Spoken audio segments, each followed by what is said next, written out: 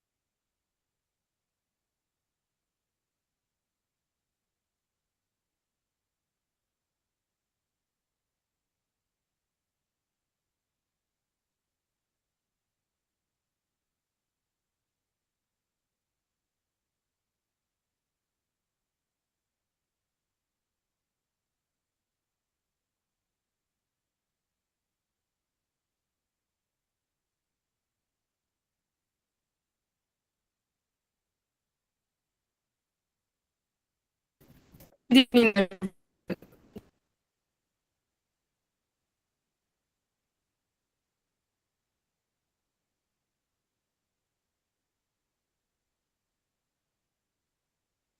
everyone. My name is March.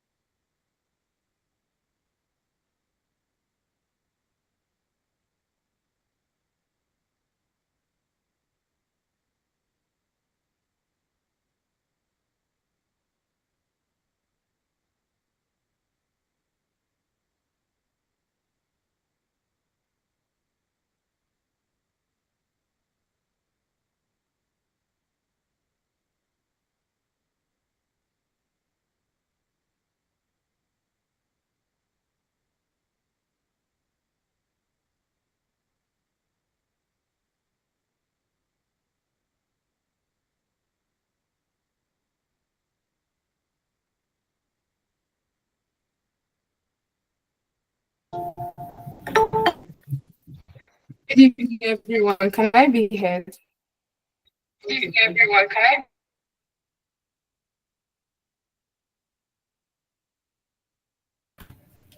Good evening, everyone. Yes, we can hear you. Okay. Okay, I am Nyirika Mamarachi, and I'll be the session moderator for this section. Welcome to week 2 of the NiMSA-EOhealth Virtual Health Literacy and Emergency Response Training. Our speaker for this session will be Dr. Kelechi Okoro. She will be taking us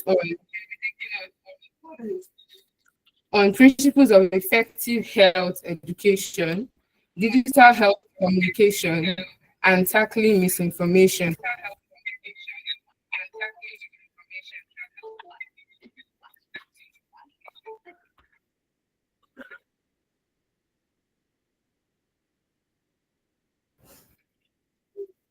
Dr. Kelechi Okoro is popularly known as the health entertainer. She's a visionary medical doctor, health communications advocate, and promotions expert dedicated to transforming healthcare through innovation and digital media in Africa.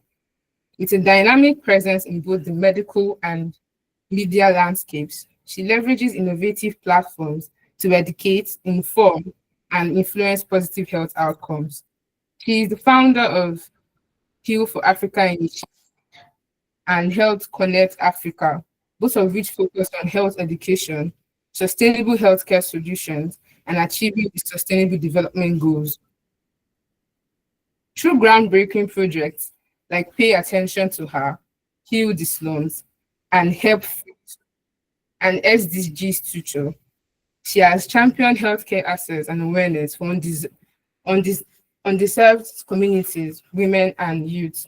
As a media personality and digital health influencer, Dr. Okoro effectively bridges the gap between healthcare professionals, policymakers, and the general public. She has collaborated with top health organizations, including WHO, UNICEF, USAID, Zurich Health, and the private and public organizations, amplifying critical health messages and advocating for improved healthcare policies. She's a Bill and Melinda Gates Foundation goalkeeper from the class of 2024 and a member of the prestigious WHO Fitness Network and Vaccination Awareness Program. Her work in digital health, advocacy, promotion, and communication has earned her global recognition, including CNN, BBC, World Hepatitis Day, Menstrual Hygiene Day, UN SDGs Action, Royal FM Rwanda, Daily Trust, This Day, and many other features in top media platforms. A sought-after public speaker, health journalist, and event host, Dr. Kelechi Okoro has spoken at high-level conferences, stakeholder meetings, and virtual events, addressing issues ranging from health disparities, sexual and reproductive health, brain health, and gender-based violence, to sustainability in Nigeria's private health sector and medical tourism, amongst many other crucial health issues. She also actively mentors and empowers medical students and young health professionals through the Health Connect Hub, equipping them with the skills to navigate the evolving healthcare landscape. Beyond her advocacy and consultancy work, Dr. Okoro is a trusted brand ambassador for many successful health brands and health campaign strategist with a successful track record leading impactful awareness initiatives. Additionally, as a pioneer in health media advocacy in Nigeria, with a strong and consistent brand presence, Dr. Okoro has cultivated a network of potential clients, collaborators, and key resource persons. Her charismatic and marketable personality, combined with her on-screen appeal, makes her an asset to any brand looking to make a meaningful impact. Please, with your reactions and your emojis, welcome Dr. Kelechi Okoro as she starts this session.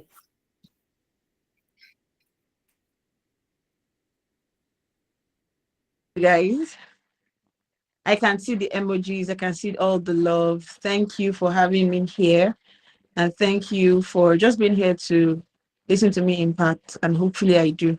Whenever whenever my bio is read, I'm wondering, is it me they're talking about? I'm just a chill guy, just navigating life, being happy and creating happy moments for people, healthier and happy moments for people. So thank you um, for that intro, and I'll go right ahead into my session. Please, I'm not one to talk too much.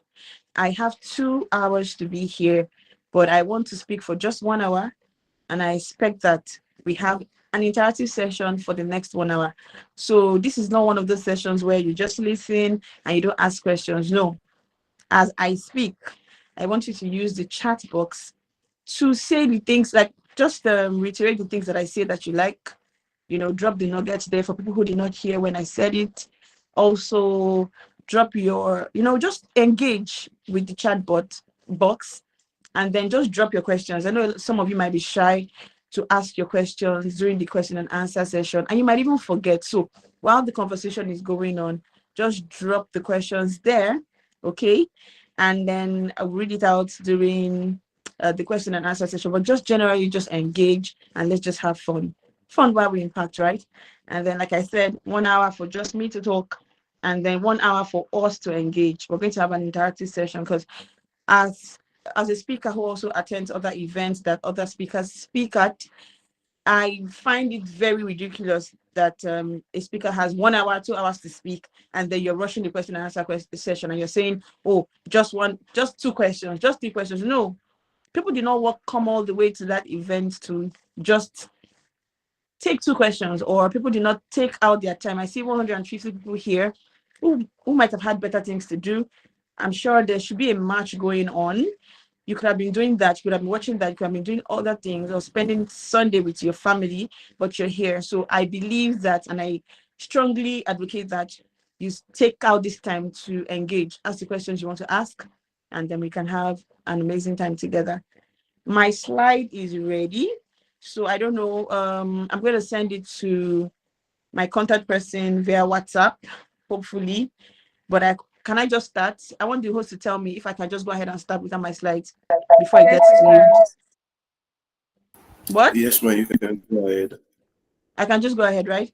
Okay, so now my topic is principles of effective health education, digital health communication, and tackling misinformation. So I'll start with principles of effective health education.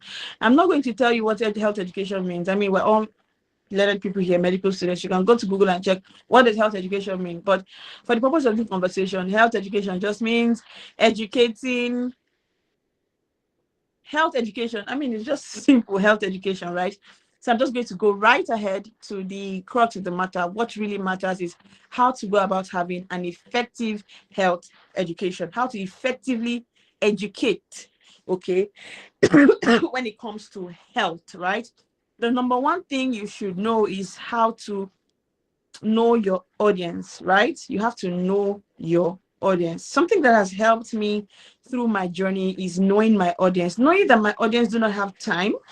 They're young people on social media, even the older people. Our attention is fickle, right?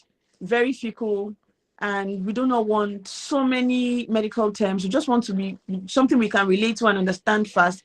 So it's very important that you know your audience and treat them like the patients that they are. You have to treat them with curiosity, with empathy, and you have to personalize each of them, right?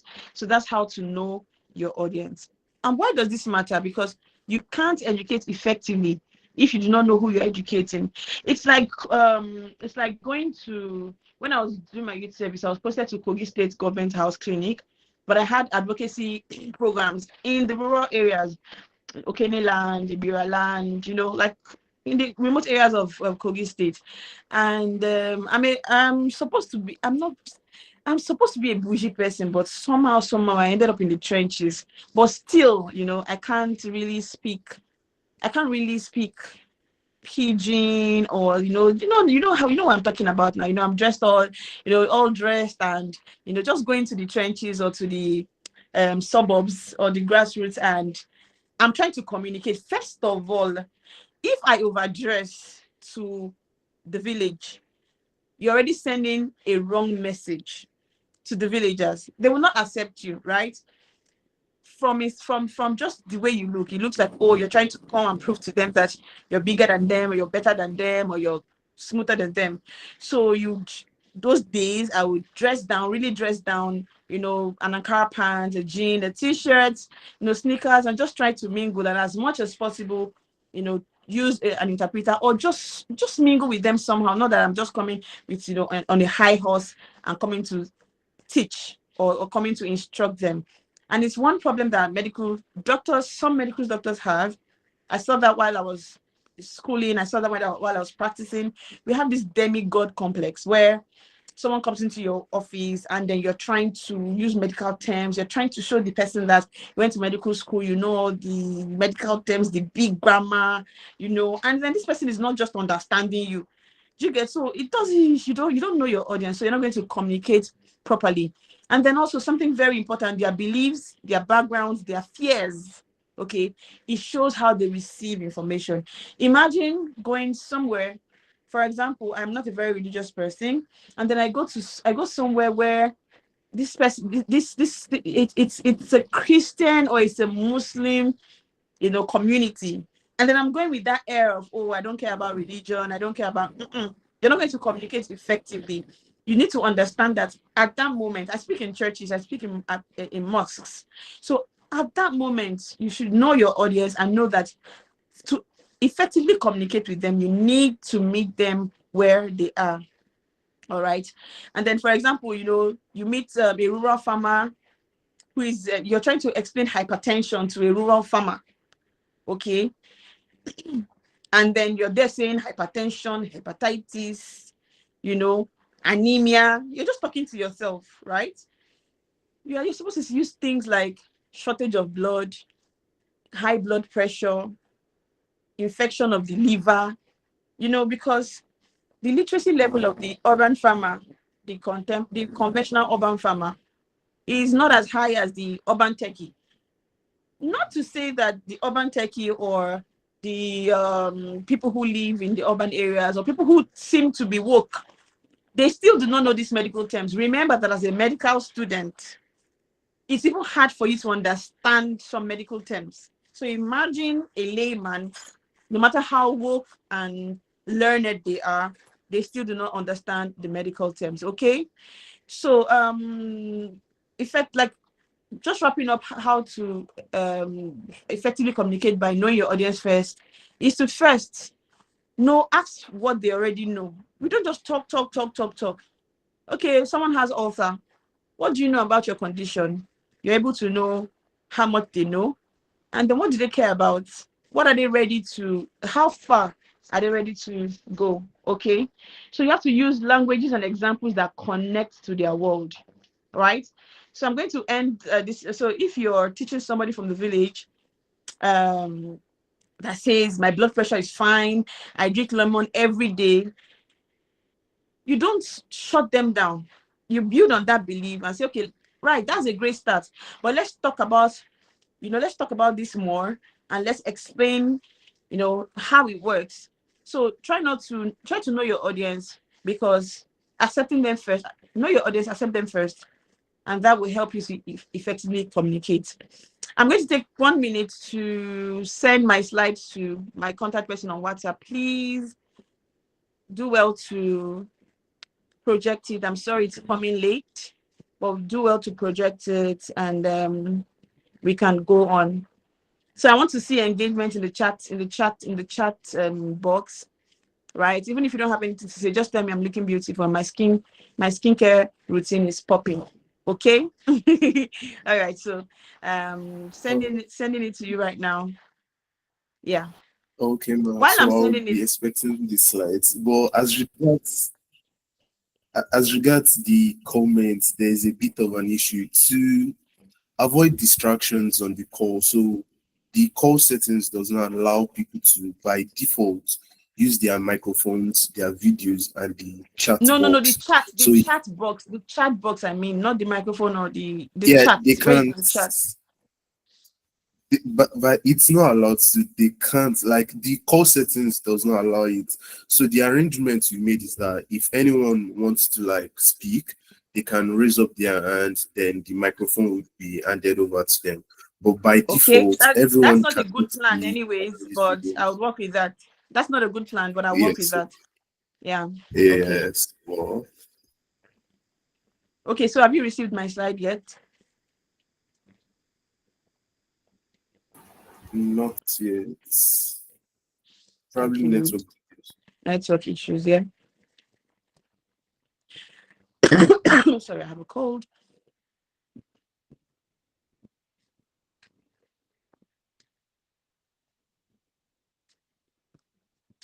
Okay, so check now. I just resent it. All right, it's there now. So I will just go ahead and you meet me where you're supposed to meet me, right? All right. So one other way to effectively communicate is simplify, make it very relatable, right? Break it down, but don't dumb it down. What do I mean? As much as you're trying to break down something, don't sound, you know, dumb at the same time. So whilst trying to still maintain your professionalism, you're still trying to be relatable. For example, patients and even students, I remember when I was a student, will not remember things like hypercholesterolemia, what difference between high cholelithiasis, cholecystitis, but they remember things like fat in your blood that clogs your pipes. When you're talking to your fellow medical students, it's okay to use the medical terms, but when you are communicating with the layman, leave all those things in your logbook or in your word quote, and make sure you're communicating effectively and relatably, right? For example, if you're to explain something that's if you're to explain the connection between insulin, cells, and diabetes, you could say insulin is the key, cells are the locked doors, and then what happens when someone has diabetes just means that the keys don't work right. The keys that control the glucose that goes in and out of the cells, they don't just work right. So when you tell someone like that, it's easier to understand, instead of all the medical jargons that are supposed to be left for you and your consultants when you're doing your word rounds. Okay, you could also use drawings, you could use hand gestures, you could use everyday analogies. I need you to understand, when you're trying to speak to the layman about health, that you're not impressing anyone with your Latin, the Latin words, the Greek words that medical terms are formed from. Patients are not, impressed by that. Okay, you only impress them when you explain their condition to them, explain their treatment to them, and then to explain it better or to understand it when they go home. And that's a win, because whatever we're doing, it all boils down to effective patient care. Okay, and then when you're trying to effectively communicate, especially in health, you have to do things that make it stick, right? As a medical student, you have to use analogies or practical methods that make it stick. As a medical student, I always loved lecturers who tell stories. They tell stories, they connect stories uh, to the lecture. Okay, so I really enjoy those. So it's very important that you use stories to make your communications stick, right? Why it matters is that people forget facts, they forget figures. You can come and start your lecture by saying 2,000 people in 2,000 people in Abia State have 10% of the residents have this and this and this and all of that. People are not going to remember all of that. But they're going to remember stories, right? They're going to remember how those stories made them feel. Okay. For example, if you're trying to explain complications of a medical condition to a patient, and you start telling them, okay, your HbA1c is this so level, and if it's at this level, or your blood sugar is at this level, and if it's at this level, it will cause this, okay, this is the correct level. When it's above this, it is this. All those things are really just confusing. But when you tell them a story, like when you have number of level of sugar, blood sugar, or HbA1c, you can use your eyesight, You can use your kidney functions. You know, that's going to make them feel a certain way, right? So that's going to make it stick more, and they know the importance of sticking to their health, their treatment regimen. Okay, so you can tell personal stories. It's okay to share your personal stories, but do not give away personal stories or personal details of other people involved in the stories. Excuse me. Remember that animosity in medicine, very important. Ethics of medicine, you're not supposed to divulge personal information, personal details, things that patients have told you in confidence. You're not supposed to divulge that. So make sure that you can tell your own personal stories, and then if other people are involved in your stories, blur them, or make them blurred, so that you're not divulging other people's information, right? You can tell metaphoric stories. They don't have to be true. You can cook up stories. Cook up is not the word, but just tell metaphoric stories, right? Use stories to, share to effectively communicate. And also you can share patient journey, success stories, unsuccessful journeys, but remember, do not divulge personal information. Even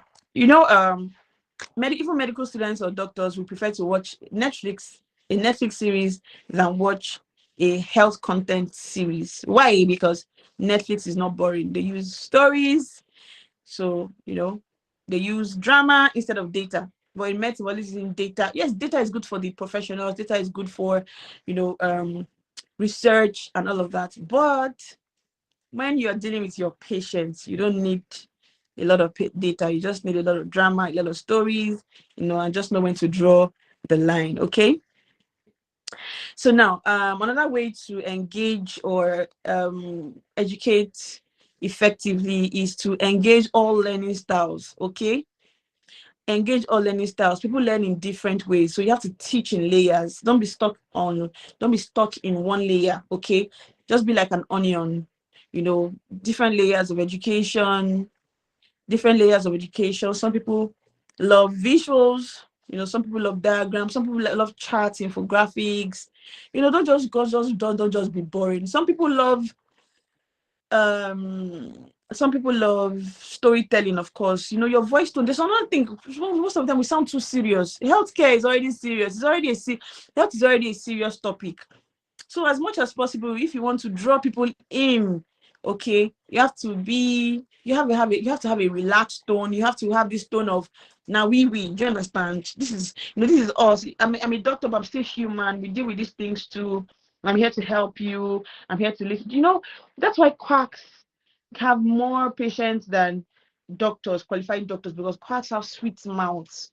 They have sweet mouth. They ask you, how is your day? How is your boyfriend? How is your wife? They would romanticize the visit. Okay. But for doctors, it's just, you come in, you start your clicking, infection, examination. No. Patients don't do well with that. They come in confused. They come in helpless. We want to, as much as possible, get them to be relaxed. No, I also added the clinical part, because some of us here are not going to be, they're not going to do what I do, which is fusing health and entertainment and basically media, advocacy, promotions, communications. Some of you are going to be in the clinic, and then you need to learn how to effectively communicate, effectively, teach health. So whether you're in the clinic, whether you're in the marketplace, media is the marketplace. So no matter where you are, it's the same technique, right? So you have to use multiple formats. Sometimes you have to be dramatic. Imagine trying to explain to a child. You're trying to explain to a child what medical terms, or even English terms, are you going to use to communicate with a child. You have to be dramatic sometimes. Pediatricians are superhumans. Of course, all doctors are superhumans, but pediatricians have a special place in heaven, because the ones who communicate effectively with the children are amazing. They do amazing work. There's this doctor on social media that was given an award. He's a pediatric surgeon, And before he takes any child into the surgical room, surgical theater, their surgical, what they call it, surgical, their surgical, is this scrub? Patients wear scrub. What do patients wear? Okay, their surgical gowns, right? Their surgical gowns as capes of superheroes. You ask you, okay, what kind of superhero do you want? What kind of Marvel star do you like? And then you see children going in with sterile Superman capes, sterile Batman capes. You know, it also helps. It also engenders fast healing, right? You know, so you have to be very dramatic. You have to think out of the box. You don't have to do things the way they're always done. Okay. So now, just to wrap that up, if your education is one size fits all, it will only fit a few. So you have to be a teacher, you have to be a DJ, you have to be an entertainer like me, you have to mix sounds. There are people who use, I mean, the space is big enough for you to just think and find ways to make sure you're effectively communicating. All right. So now, another thing you have to focus on is the behavior and not just knowledge, right? Behavior, not just knowledge. You have to find a way to, that's why it's very important to discuss with your patients. At all the places I ever worked, I had the liberty to really talk to my patients because I did my internship at 445 Hospital, Air Force Hospital, now 665, I think. And it was only it's only civilians that pay for service. So the airmen, the soldiers, their wives and their children, their family members don't pay for service, right? So our treatment model encourages you to reduce, encourages patient education because you don't want to spend so much money, resources that you do not have, drugs that you do not have on patients who do not need it, right? So that's why it's very important to educate a patient. For example, if a patient has peptic ulcer disease and the patient keeps coming and you're giving the person the triple regimen and you're treating the person without sitting down and explaining to the person why the person is coming to the clinic often. So my job is not to make money for the clinic. My job is to keep the patients healthy, right? So it's very important that they don't come often. So I need to have time. So if you have like 1 hour, 30 minutes, 15 minutes to explicitly educate a patient why they have the condition that they have and to tell them that you're your first doctor before you come to me. You can help yourself before you come to me, right? So when they know that, clinical visits will reduce. Doctors are able to attend to patients who need them most. Resources are directed to, you know, the people who need them most, especially in our setting where there is competition for resources and manpower, right? So that's why it's very important that you do not just focus on the knowledge, on giving them knowledge, also their behaviors. Why do you keep coming here? Right? Why do you keep coming here? Why do you keep coming out with something that can be preventable? Okay. So some people say, oh, preventive, if they know these things that you won't make money as a clinic, maybe a clinic that's like a clinic that's being run as a private business. The truth is, no matter what you say, people will fall sick. And medicine is not just about the profit, it's not just a business or a service of, it's not just a business of illness, it's also a business of wellness. If you're thinking about how to make money for your business or for your brand or whatever it is you're doing, remember that you can also still make money from keeping people well, from keeping people from falling sick, right? So people will definitely fall sick, and then you can also make money from that. So that shouldn't deter you from focusing on patient education, because I mean, it's eventually you're going to make money and eventually more people will be healthy, right? Okay. So so that's that for, you know, for focusing on behavior and not just the knowledge. Okay. Another thing is the 3 hours. You have to repeat, you have to reinforce, and you have to remind. Okay. Sometimes one-off messages are forgettable. You say something once and that's the end of it. But once you repeat it, once you reinforce it, and once you remind, okay, repeat again, it sticks. That's why it's very important that We have medical e-flyers. We have social media messages, social media videos that can be posted and reposted, that can be shared, viral videos, SMS reminders, educational videos, short reels, you know. And then also remember, when you're talking to a patient, or when you're talking to a patient, when you finish discussing with the patient, you remember to ask, do you understand what I have told you? If they say yes, you say, can you explain back to me? You know, this is something they call informed decision. You tell somebody something, you know, you explain the procedure to them, you explain the concept to them, and you ask them, do you understand? Okay, tell me what I have said. Do you agree to this? You can't just tell somebody something and expect that they have understood it.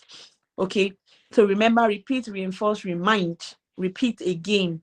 So posters, handouts, apps, digital follow-up, social media, SMS reminders. So for those of you who are going to go into tech, these are the things that should be putting into your modules, you know, where even when for people who do content creation, you don't just post. That's why you have polls and the caption where you now ask questions, so that in the course of answering those questions, you can access the knowledge, you know, or the uptake of your information. All right. So what else? Very important, very, very important. Be human, be real, and be relatable. It's why everybody loves my brand. It's why my brand thrived. She's still thriving. It's why my email keeps buzzing with requests to come speak with medical students, come speak with, you know, patients. Just come speak, because I'm just a chill guy, you know. I just say it how it is. I explain as much as possible. I'm human, I'm real, I'm relatable. Sometimes I'm my blonde hair, my ripped jean. You know, it's just like the wee kind of thing. Like, it's me and you here when we're just trying to help each other. I just know a little bit more than you do, and I just want to help you understand more why you help me, you know, why you help me with information to help you better, right? It makes people open up and engage, and they feel safe and respected. Okay, when I was doing clinical medicine, you know, proper, somebody would come to my clinic with a headache, and they will go home with sexual STD treatment, or mental health therapy, or a referral to psychiatrist or a psychologist, you know, because a lot of people won't just come to tell you. See, even as a as a patient, then when I wasn't even a doctor, you know, puberty stage, trying to understand. I used to have now I know it is PMS. Then I didn't know what it was, premenstrual syndrome, and it was really severe. Okay, so I'll go to a clinic, and then the doctor's face is just too strong. Okay, the doctor's face is just too strong, and I don't know how to really. And maybe it's a male or a female. I don't know. I just feel like, oh, I can't tell this person my problem. I end up collecting malaria drug and leaving. I'll go somewhere else. And then there's this question that all the doctors always ask. They'll ask, when did you see your last period? And I'm wondering, are they accusing me of, you know, are they accusing me of playing games? Are they accusing me of, you know, genital meet and are they accusing me of indiscriminate genital meet and greet? Why is everybody asking me, when is your last menstrual period? Like, am I pregnant? Do you expect me to be pregnant? Do I look like, you know? But I didn't know that is a routine question for any woman of any female of reproductive age that comes to the clinic. So if someone had explained it to me, I won't go around feeling like, oh, somebody was accusing me of something that I wasn't guilty of, you know. But if you're able to explain to me why you're asking me, or if you're able to just, you know, just create that relaxed ambience where I can discuss freely with you. There are two people you shouldn't lie to. It was three, but I don't believe the third one. So it's just two. You shouldn't lie to your doctor and your lawyer. And some people say you shouldn't lie to your pastor. Okay, so never lie to your lawyer and never lie to your doctor. But you know, sometimes you come into a consulting room and the doctor just makes it hard for you to, you know, open up. There's sometimes when I used to work in the barracks, the 445 hospital, but I'll be on call, and at 3 a.m. or 2 a.m. or past midnight, a woman will come with her children, and she'll say that she has headache, her child has cough. Why are you coming by 3 a.m.? But as someone who is relatable, someone who wants to see beyond the clinical presentation or beyond the presentation as the patient has presented, in my head, I'm like, why is this person here? It's definitely not because of headache. You will not leave everything you're doing, not by this time.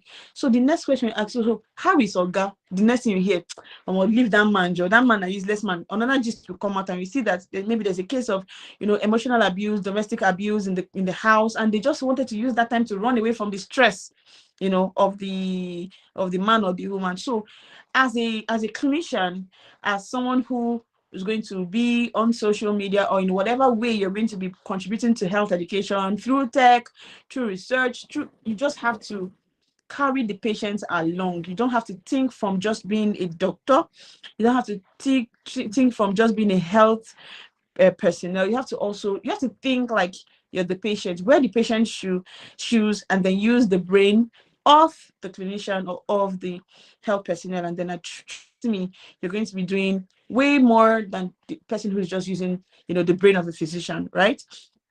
So, like I said, use casual language, share a struggle. In fact, sometimes share your own struggle. Sometimes patients or viewers see us as demigods, as like, I'm a human too. The thing where they suffer, me self they suffer. You understand? Make them know that this is something that happens to everybody. At first, I'm human before a doctor. So do not be judgmental. Keep your religion somewhere. When you're in the hospital, you are bound by the Hippocratic Oath. You're not a momigio. You're not running a church. You're running a clinic as a physician. So keep it at that and know when to so that you don't blur the lines, okay? And then just be authentic, because authenticity builds trust.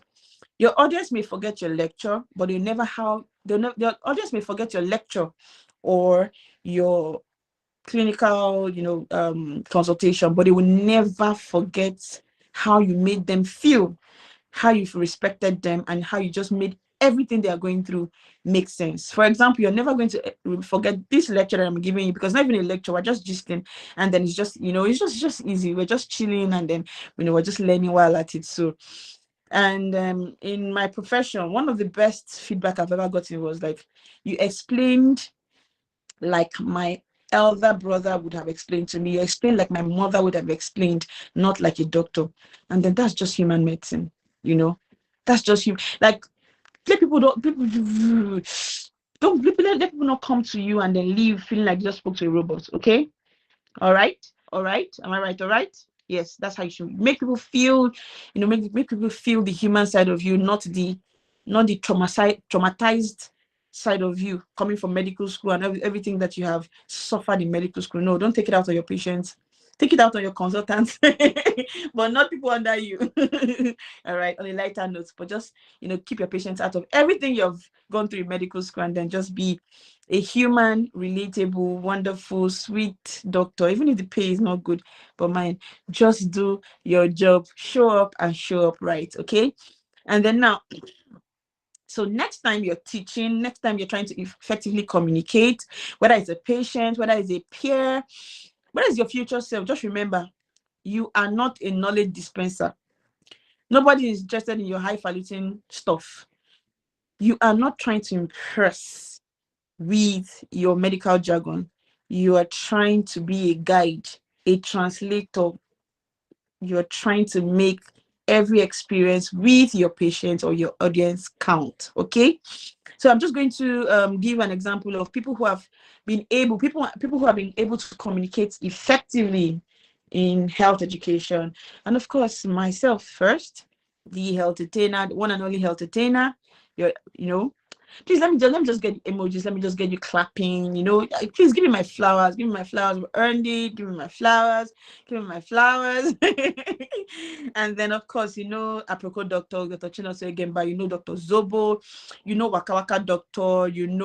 Dr. Lawale, Dr. Wales. Bearded Dr. Shino. All these people I'm mentioning, you should follow them. Dr. Shino. Dr. Babatunde. Dr. Olufumilayo. There are lots of them who are able to effectively, communicate. Education, I don't know how the difference, what communication is speaking and the other person understanding. it's different from just talking. All right. So we have a lot of them. I can't mention all of them right now, but we have a lot of them communicating. And of course, we have NCDC. They did a lot of effective communication during the COVID-19 period. Dr. Ola Brown does a lot of education, effective health education in public health education, especially around healthcare financing and health systems. Globally, we have Dr. Mike, Dr. Sia. There are a lot of them, and particularly the WHO. Yes, they are very serious and big global organization, but still they use the WHO FIDES influencers network to effectively communicate using influencers like me and other influencers all over the world. And also their own private pages, they still they curate direct messages, infographics, beautiful designs that you don't need to read too much. You just see it, tap tap tap, symptoms, presentation, symptoms, prevention, treatment. WHO is doing a lot of work, and of course UNICEF is doing the same, especially in child health education. There are a lot of organizations doing amazing work when it comes to effective communication. Okay, and one thing that I think that we should stop here. I said I wasn't going to speak for the entire 1 hour, and I don't know if we're going to take question and answer for this session now before I go into the next. I think we should do that so that I don't talk too much. I need to hear other people's voice. So we're going to take question and answer for this particular session before I go into digital health communication and tackling misinformation. So this is the part where you give me more emojis and clap for me.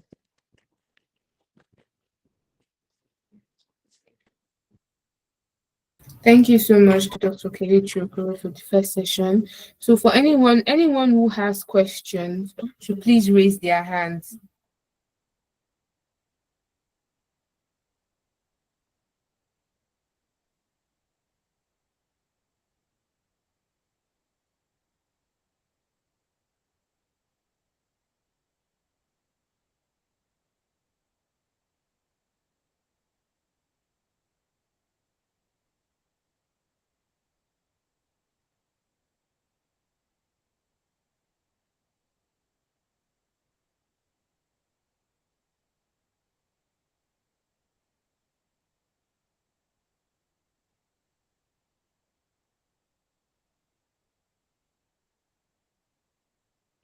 Please, where are my questions? I need to talk to some people. What are the questions that you have? Please raise your hand. I'm not going to go into the next session if I don't get at least 5 questions. So at least 5 questions. All right, guys. So let's have your questions now. So I must say that this is actually one of the most fun sessions and one of the most relatable sessions we've had so far. Like I personally, I really enjoyed this mode of teaching, and I must say I really picked up a lot along the way. And thank you so much, Dr. Kelechi, for being very relatable while at the same time being very informative. So I think I can see a few hands here. So Abdulaziz Awalu sorry if I didn't get that right. I'll just leave it as Abdulaziz. So I can see your hands are raised. You can speak now. You have the microphone, so you can speak now, Abdulaziz.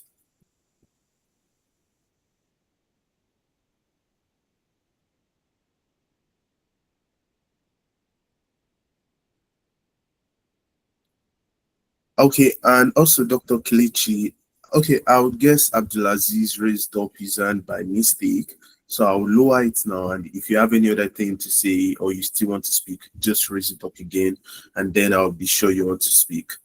Okay, all right, Dr. Kelechi, there's a question here that says quacks are more relatable with patients and doctors have this seriousness. What could have been the cause? Maybe medical school, but no, I'll leave Dr. Kelechi to answer. Mark, can you still hear me? Okay, so the question says quacks are more relatable with patients and doctors have this seriousness. What could have been the cause? I understand you said we should have sweet It's mouths, one of the but if we are aware of the cause of doctors behaving like that, okay, ma, you can go ahead. Okay, so I think it's something, it's an attitude, a bad behavior that has been passed on from generation to generation, right? It's from the way that our lecturers have taught us. It's from the way our senior colleagues have been passive aggressive to us. Is the microaggression has been passed from generation to generation in the medical, in the medical sector, in the in the hierarchy of the medical sector. So even if you're not like that ab initio, but as you further your practice, somehow you just start picking up that microaggression and then just start passing it down. Okay. It's also the fact that welfare of doctors' welfare is really poor. Doctors are not treated right in their practice.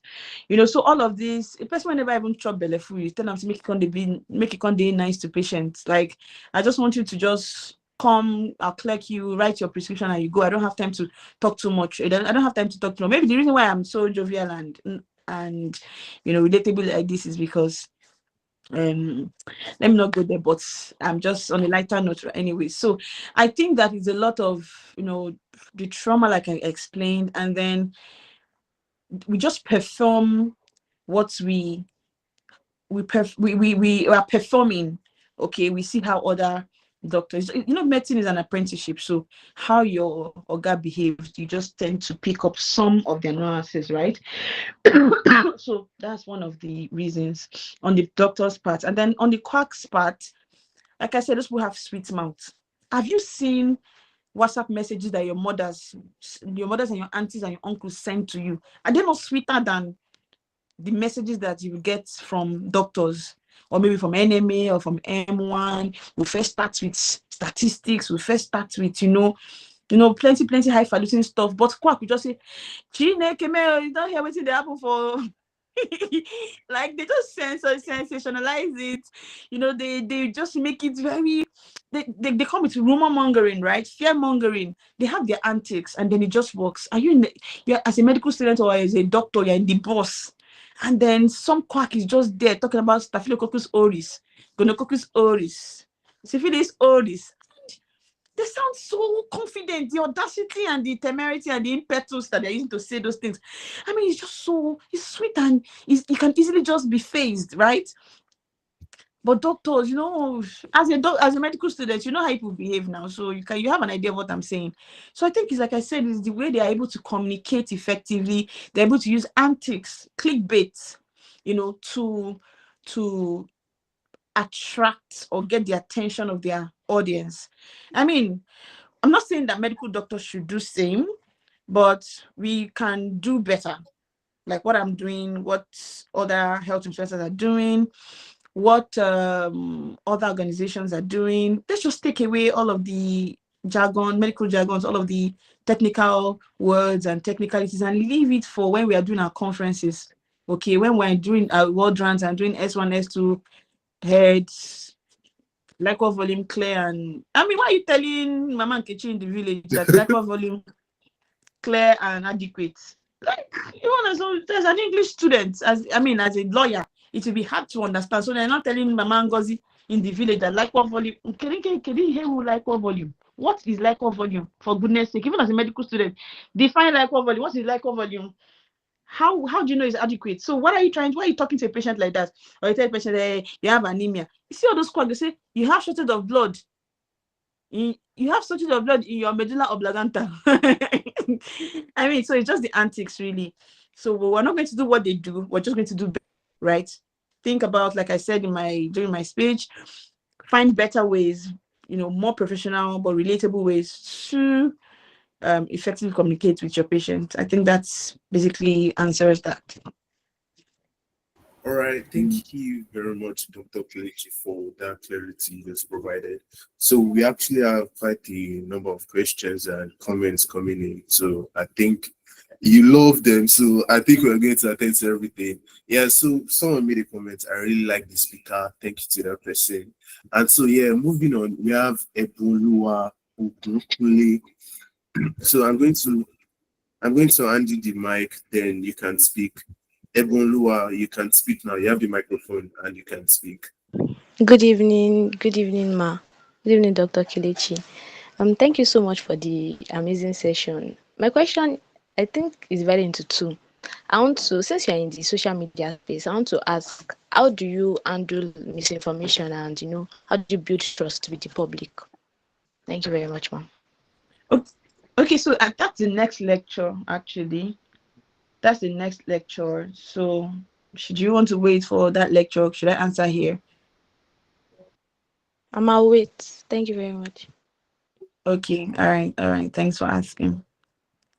All right, thank you, Ebulua. So the next hand we have raised is Tiffany Iziegbe. All right, so Tiffany, you have the microphone and you.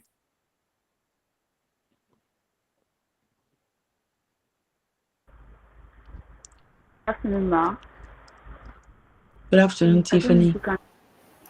Okay, ma. Ma, I would like to. It's not necessarily a question. So my friends and I went for an outreach to a secondary school. We are talking on oral care that day, and you said you should be relatable and know your audience. So we're talking to like a group of children, and my friend, she was talking to them, and she used, "So guys, do you understand me?" And the teacher from nowhere came and stopped her and said that these are little children, you should not refer to them as guys. I don't know, in that situation, like, I know would want to be respectful and change it, but is there any wrong in her using guys to relate to the children? Okay. So, Thank you. did she correct you in front of the students? Yes, ma, she did that. Okay, that was wrong. Should have just let that slide and then tell you people later. But what is it primary school, A secondary school, ma. secondary school, senior secondary school, or Senior secondary school. senior secondary school?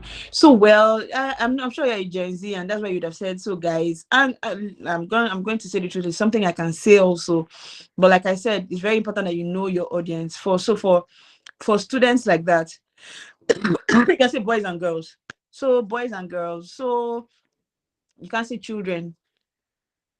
So boys and girls would have worked better, but I don't think it's something that you should be crucified for. Okay, it's not something you should be crucified for, and it's not something that should deter you. You just take that feedback, and then when you go somewhere else, make sure that you are using age appropriate terms. Okay, age appropriate education, age appropriate terms. Like I said earlier when I was talking, know your audience, background, beliefs, and social values. So it helps a lot. I don't think saying guys is something I should be crucified for, but maybe you should have used boys and girls. So next time, don't just beat yourself up for that. But the woman should have not corrected you right there in front of them.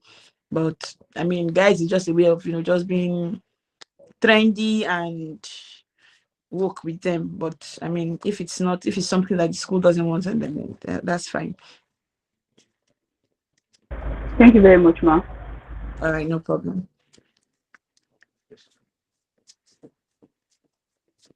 So we have 4 minutes to the next session. 4 minutes till the next session. Do we have any more questions? Oh, sorry. Yes, Yes, ma'am. I We still think have more questions. Thank you very much Okay. for that. Yeah, so there's a question. This is actually two questions in one, or two questions from one person. So the first says, what are the ways to respect cultural sensitivity and background in health education?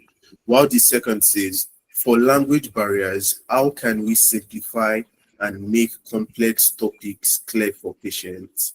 So it's Okay. kind of projected on the screen if you want to read it again. I can't see it, but for the first one is about knowing your audience. Please, can you project it again so I answer clearly? The first one is about knowing your audience. Okay. If you, I can't see it. Okay, I I'll want to just be. Read it again. Read the first Okay, one I'll again. just read it again. I think there's a bit of problem with the projection. So the first question says, what are the ways to respect cultural sensitivity and background in health education. Let me just answer that. So the ways of respecting cultural sensitivity is by first knowing your audience. For example, I do family planning projects, menstrual hygiene projects, right? Go to a community, for example, in the Gala land, where or wherever there are a lot of communities that have cultural norms, societal norms surrounding menstrual hygiene. Menstruation is not supposed to be spoken out loud. It is a taboo. It's something that should be talked hush hush. You don't just go into a community like that and just carry a microphone and open your mouth and start talking about. No, you have to go through the right channels, and the right channels for cultural and cultural for entry into such communities, the community leaders, right? Have and go for an advocacy visit to the community leaders, discuss with them what you came to do, find out what their standpoint is about the topic you have come to discuss, then advocate to them, explain to them the importance of what you're coming to talk about. Traditional leaders, religious leaders, because they're the custodians of cultural tradition. So by the time you're able to get them to buy into what you came to advocate for, then it's easier to penetrate the entire community. So you don't just go somewhere and then just jump to the general public. No, you have to go from the top. The community leaders, women leaders, people who already have a voice in the community, people who already have, authority, people who are loved, people who are respected, people who are listened to. So you leverage on them, on their platform to, enter or penetrate the communities. Same thing as social media. That's why people use influencers who already have a voice. They use celebrities who already have an audience, who are already respected, to perpetrate or propagate their information or their agenda or whatever it is. Then the second question is, what's the second question? Okay, language barrier.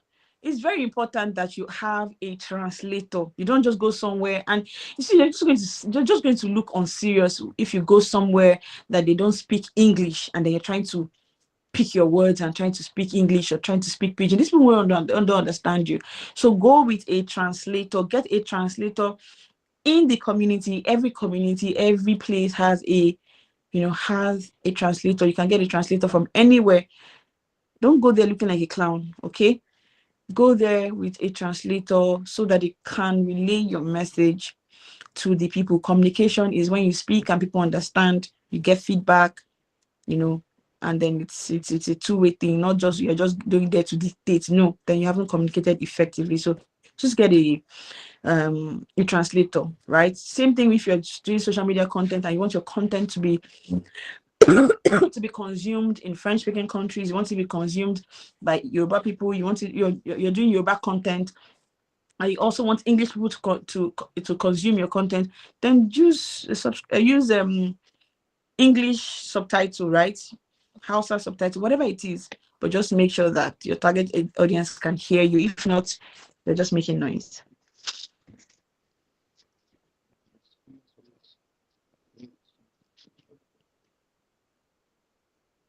Okay, all right, man. Thank you very much for that clarification. We still have 3 more questions, so I don't know if you want us to go straight into the next session, or we should still attend to the questions.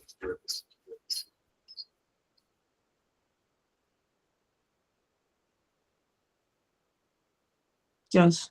And then just choose a few, and then we can go in like another 4 minutes. I'm sending you the slide for the next one. Okay, no problem. Okay, Safia Lawan, you can please go ahead with your question.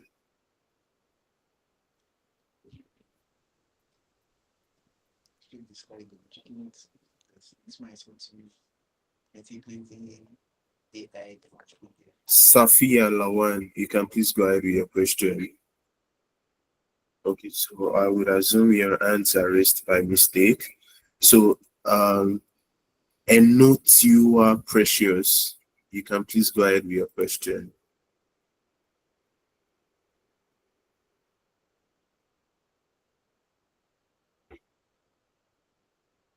I want to be sure I'm still audible. So, and note you are precious.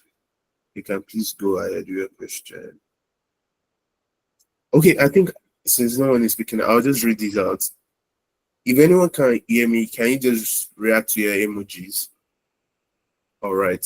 So a question came in and said you talked about some doctors asking routine questions in a way that make the patient feel like they are insinuating, which leaves the patient feeling insecure or offended in some cases.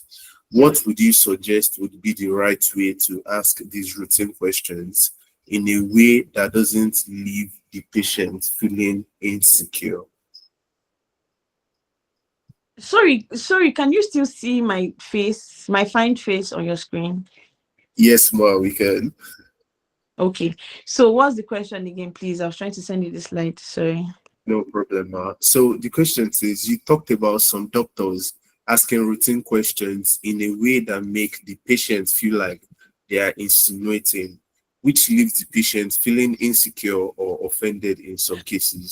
What do you Okay. suggest would be the right way to ask these routine questions in a way that doesn't leave the patient feeling insecure? Like I said, be relatable, be empathic. Is it empathetic or empathic? Empathetic. Just discuss like you're discussing with a friend, a sibling. I mean, don't just come down from your high horse and ask questions, and then don't be judgmental. For example, we know we have this LGBTQ stigmatization in Nigeria. I mean, everywhere else. And as a person, you are homophobic. You don't support the LGBT community. But as a doctor, you are here for everybody. It is not your business if someone is gay or not. And then this gay person is telling you his symptoms that obviously are that have obviously arisen or arose from from their gay tendencies or gay engagement. It is not your business. On my bio, I write it clearly. I'm a doctor, not a mommy Gio. I run a clinic, not a church. I'm not here to talk about morals or anything. I am your doctor, and I'm going to attend to you like I'm going to attend to anybody, irrespective of my sexual orientation, irrespective of my political leaning, irrespective of my religious beliefs. I am going to attend to you as the Hippocratic Oath have mandated me to.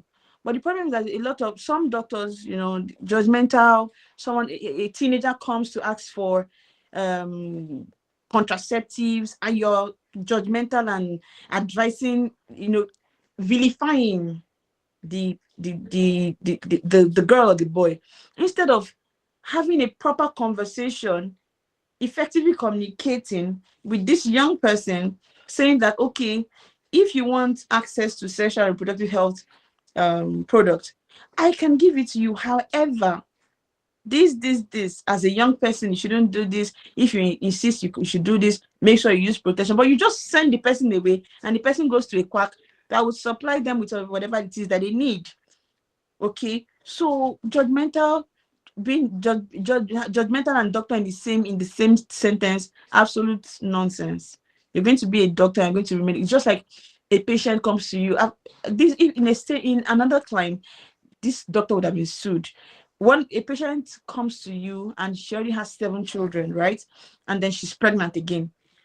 We all know the consequences or the complications of being multiparous, as having so many children, both the financial burden, the emotional burden, the biological burden on the mother, on the children, on the family. In this economy, somebody having 7, 8, 10 children, and then someone comes to you, a mother comes to you and says that, I am pregnant. I do not want this child. I cannot take, I want a way out. What do I do? And you say, no, you start advising the person as a pastor that that is murder. It is not your place. If you do not provide those services in your center, refer her to a center that would, consider her request, because according to the extant law on abortion, a doctor cannot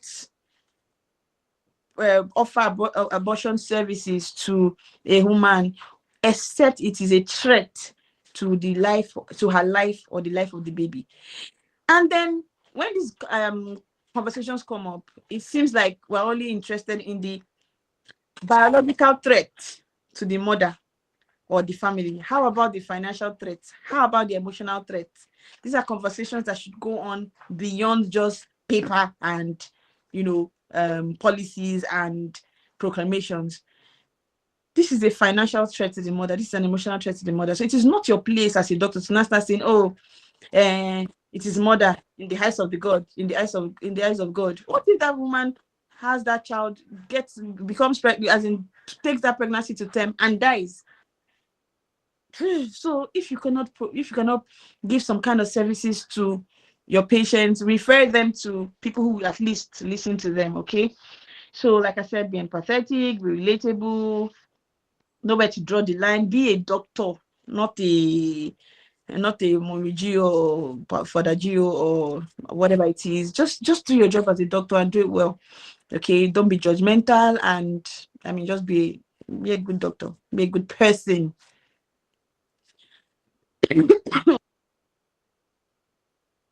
All right, thank you so much, Mark, for that clarification. Thank you so much.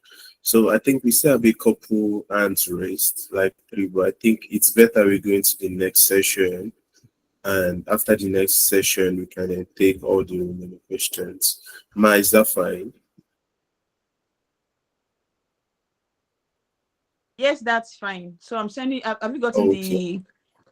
the other No, Ma. the other slide? So No, I'm I'm sending not it going right to now. next. Okay. All So right. if you enjoyed this session, and please just give me emojis, give me emojis and let me know you're still here and you're enjoying this session.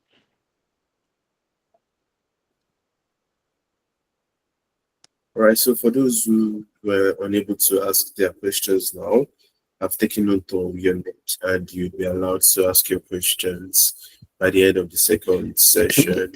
So just put down your questions so you don't forget.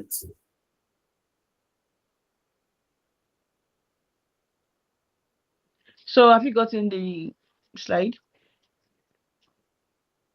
Yes, Ma, I am. I'm just waiting for it to download. All right. But we can proceed, I guess. Okay. All right. So the next topic, anytime I say all right, I sound like VDM. All right. So the next topic is related to the first. So I'm not just going to repeat myself a lot. I'll just make sure that I'm trying not to repeat myself, right? The next topic is digital health communication and tackling misinformation, right? So we live in a world where your uncle's WhatsApp message spreads faster than a CDC update or a WHO update, right? And do you know why? Like I mentioned earlier on, because it's sweeter, it's just sweeter, okay? And then in the process of just spreading sweet, sensational messages, we are spreading a lot of misinformation, okay? And digital health communication isn't just about tweeting or TikTok. It is modern medicine's loudspeaker.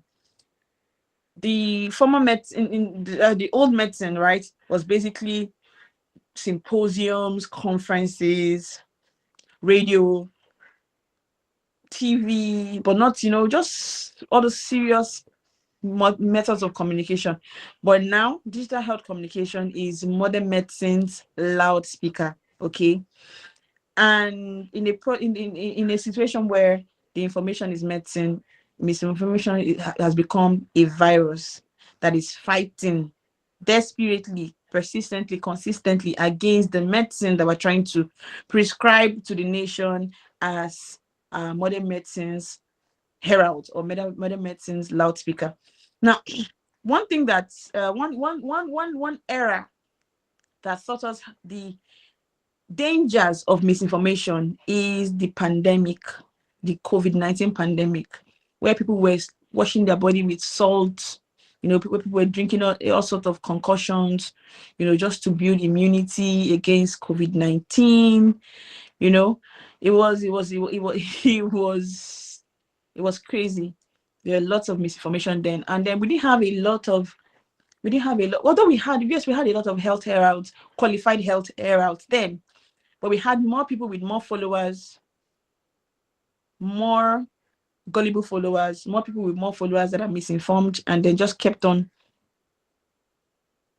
spreading the misinformation, and then it was just being swallowed up like gobs of sweet wine. Okay, and that is where we firsthand saw the dangers of misinformation, because something that would have not escalated the way it did, a condition that could have been contained, especially how it affected Africans differently, it was just a chaos, and that was because of misinformation. So now we're going to talk about the three C's: confusion, confirmation bias, and clickbait. Okay. Excuse me, I have a cough. Confusion, confirmation bias, and clickbait. It is what drives misinformation. Okay. People are more interested in going viral than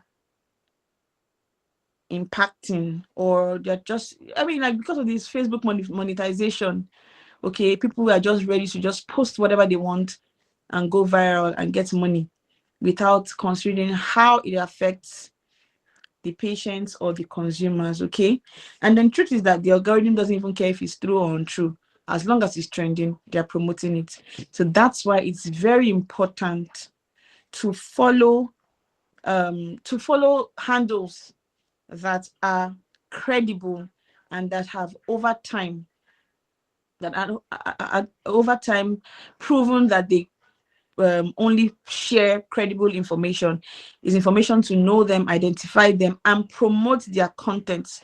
Sometimes we're just very, very lackadaisical or stingy with our likes, our retweets, our reposts. It's just your way of contributing to the fight against misinformation. If you're not going to put out credible content, there are people who put out credible content, okay? And you should support them too. If there's one thing you're going to take away from here, you're not a content creator, you're not active on social media, you do not have a brand, you do not have a page.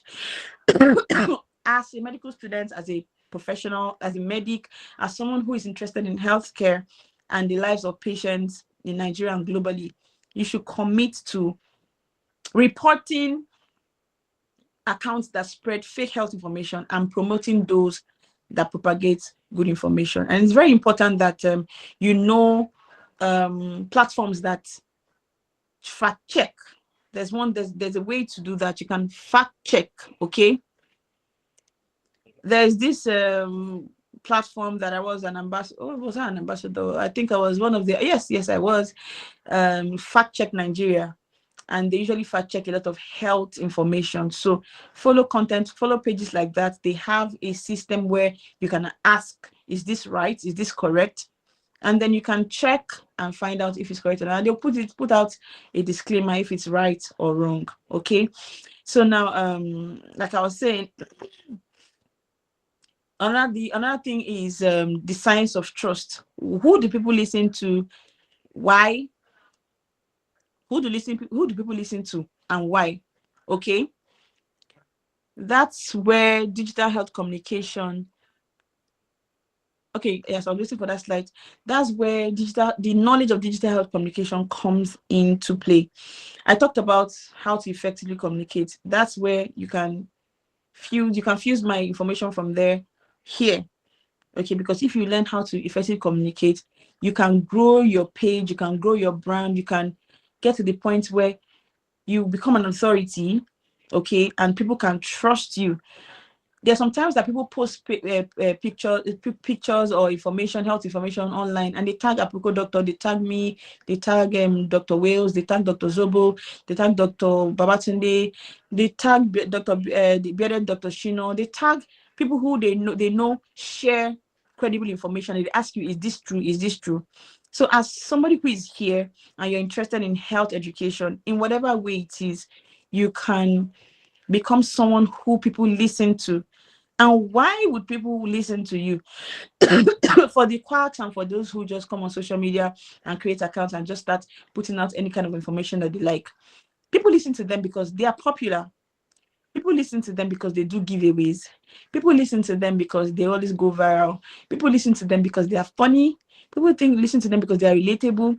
People listen to them because of their celebrity status. So it's time for more medics, more medical students, more health advocates to become people who other people can trust and listen to. So that's where you need to build trust as a brand, and also learn communication psychology. It's something I've already spoken about in the earlier session, communication psychology, and then learn digital behavior. There are short courses. I'm not going to say everything here. There are short courses. There are short courses that you can learn on Coursera, on Udemy, on Google, to give you the skills that you need. You don't need to wait until you graduate as a medical student and go and do your master's in this, master's in that. No, there are short courses that qualify you as a medical student, or even if you're not a medical student, as a health advocate, a non-medical health advocate. There are some courses that will qualify you to give basic health information, correct health information, credible health information. And what this does for you is that as you teach, you learn. A lot of things I talk about now, I didn't learn them in medical school. I didn't also learn them during practice. I learned them while trying to teach, because now it's a different field. It's a different playing field. You're dealing with real people with different behaviors, different ways of consuming content, and they just need to appeal, to their interests, their morals, and their values. So you need to do these courses and then just learn how to communicate effectively, be strong in communication psychology, get people to trust you, and then understand digital behavior so that you can be someone who can contribute to tackling misinformation. There are 2 ways to tackling misinformation, 3 ways actually. One is contributing credible medical information so that you can drown the quack information, information from quacks. There was a time when there were not a lot of health influencers, so any Tom, Dick, and Charlie would be out there spreading information. But now there are lots and lots and lots of health influencers, even medical students, health influencers, lots and lots of them. So there's more inflow or injection of correct medical information into the digital system, digital media space. So those are now drowning the quacks who used to carry their shoulder up and give any kind of information they thought was correct, and people would just gulp it in their vulnerability, right? So one way is to contribute and inject more credible and authentic, verifiable medical information into the digital media space. 2 is to report fake information, report misinformation, medical information. Wherever you see it, report it, send it to your contact to report, comment that it is wrong, call them out. And the 3rd one is to promote those who are putting out, good information, credible information. Not everybody's going to be a content creator. Like I said, not everybody's going to have time to, create and post content. So you just have to contribute your own quota by promoting that, right? So what else? The slides, the person who is doing the slides is confusing me. Anyways, learn how to communicate in chaos, right? There are some times where love heals, right? It's not all the time that's for both for bass, aura for aura, oha for oha, alora for alora. No. Sometimes when people put out wrong information, you just use that opportunity to educate. Okay, on a good day, someone just says something, instead of just coming to say insult the person and call them a quack or anything, just come there and drop a long message explaining better, or putting out a disclaimer and educating better. That's one way of getting followers. That's one way you get people to trust you. That's one way you get people to follow you. For example, you go to Instablog, go to blogs, big blogs. If you're trying to grow, this is a tip for those who are trying to grow their social media. Go to big blogs. When it's something concerning health, you go there and drop stuff, not stuff hyperfalutin. Yeah, go there and explain things, move stuff, and then people just they want to see, okay, who is this person? And they come to your page. Not that they will come to your page and not going to start saying nonsense. So they come to your page and they stay. Different thing, people coming to your page and then just looking through it, and if they don't see anything that will make them stay, they won't stay. But when they come to your page and they see more, they stay and they become a fan, a follower, or a stan, whatever it is, right? So like I said, communicate in chaos, right? And then also like I said, this topic is just related to the other topic, and that's why I'm doing the both of them.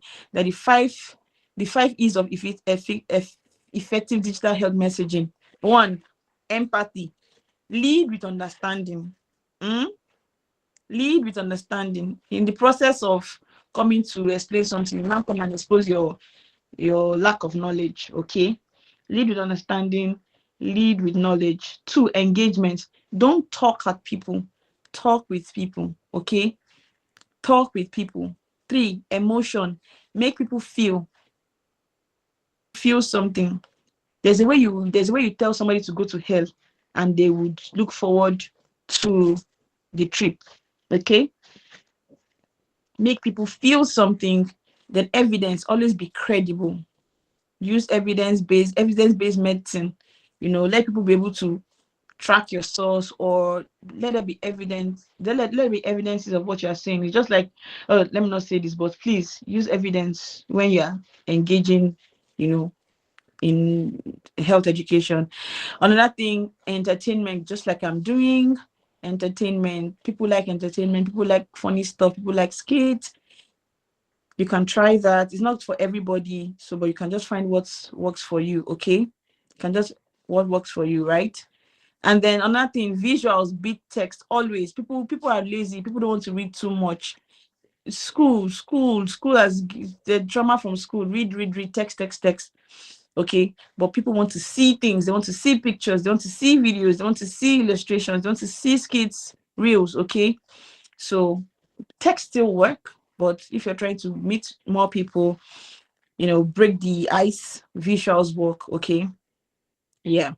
So like I said, digital health spaces are saturated with noise. Okay, and the truth will not win by default. So there is a struggle.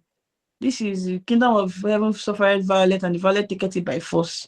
The noisemakers, the quacks, the influencers that do not know anything about medicine, but they always have one medical advice to give every AK market day.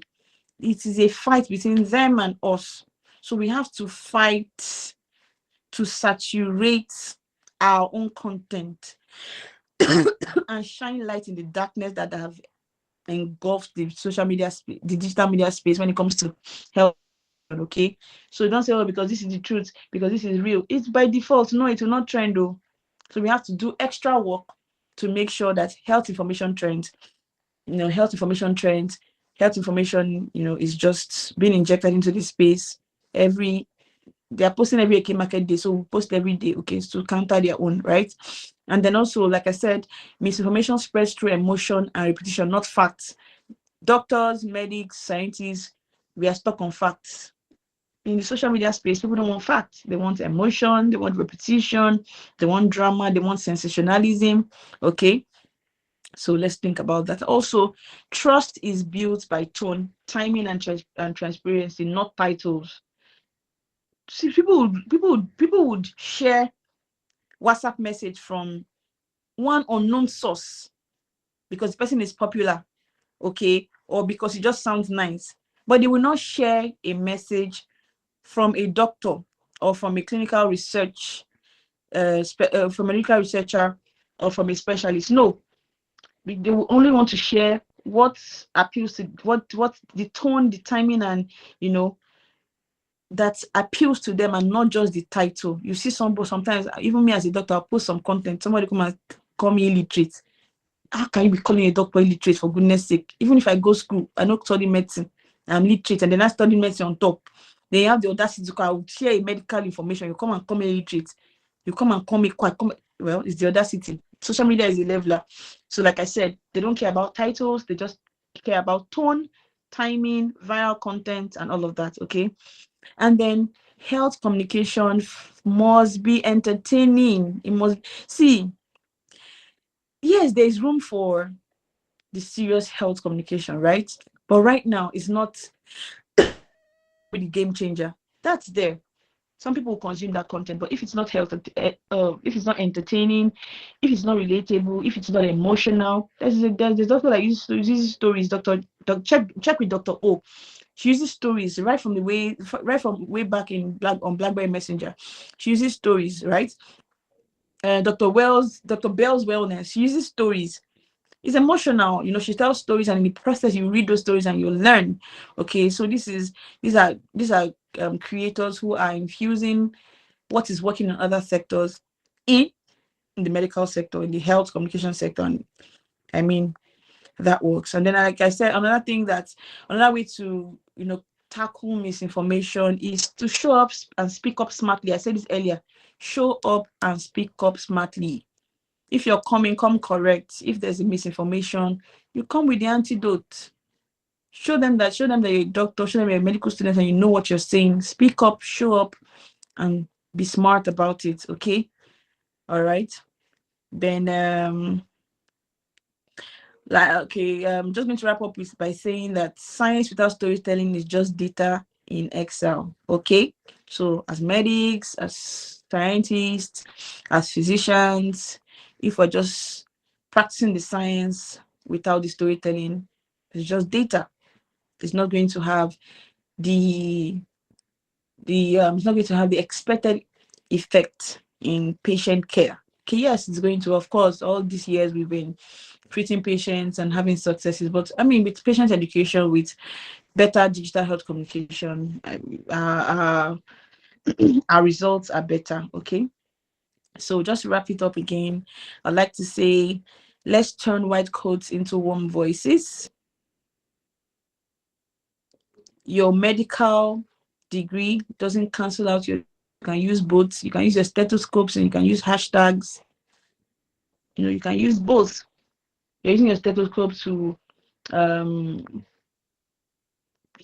heal patients, to treat patients, make them better. You can use your hashtags, your social media handles, your digital media space to also contribute to tackling misinformation by injecting, like I said, the three ways: injecting more quality information, verifiable and credible information, reporting misinformation, and promoting platforms that promote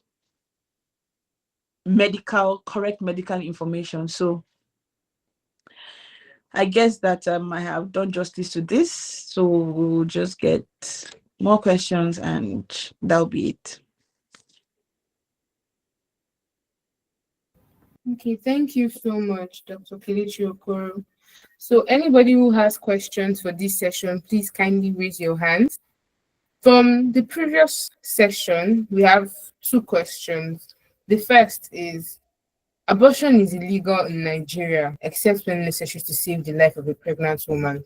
So I'm just wondering who we will refer her to, if not a quack, since doctors' hands are tied. Please, can you repeat the question, please? Abortion is illegal in Nigeria, except when necessary to save the life of a pregnant woman. So I'm just wondering who we will refer her to, if not a quack, since doctors' hands are tied. No, you don't refer her to a quack. There are centers that consider these women. Okay, there are programs that counsel these women better. I think Mary Stops. There's a center in Ibadan. I don't have the details now, but there are centers that would not just chase the patient away. At least they would counsel. I know what counseling. Who is in who has done what course is that? I think it's ONG. How to counsel the patient. It's not just you're not telling the patient what to do, right? You're not shutting the patient down. You're not telling the patient, no, you must have this child, you must have this baby. You tell the patient about the pros and the cons. You tell the patients about the consequences of their actions if they eventually go to a quack. You know, you have an extensive conversation with these patients, and then they can make an informed decision. See, there's something that happens, right? You go to a this is not a conversation for here. It's a conversation for when organizations who are trying to change some things or advocate for some changes in the bill, the abortion bill. These are the conversations they should have with the policymakers, because the norm is that you go to a clinic and then you tell them that you want an abortion, and they say they cannot provide you abortion care. However, they can provide you post-abortion care. Why are we deceiving ourselves? So what these people do is that those women, they will go to a quack, or they will do whatever it is they want, knowing that when they come back to the hospital has no choice than to give them post-abortal care. Like, a patient is not going to come with missed abortion, missed abortion or threatened abortion or septic abortion, and you're not going to send the person away. You can only not accept to, provide the abortion care. However,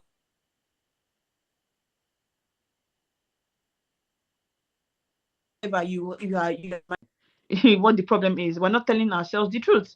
So this is not a conversation for here. It's a conversation for organizations that are into all of it, that have this project, and then policymakers. And hopefully those organizations will be able to speak outrightly and openly like this, without trying to sound politically correct.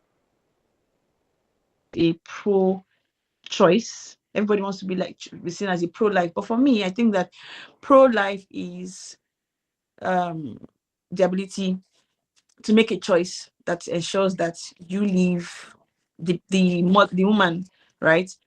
The mother has a good life and she's able to live.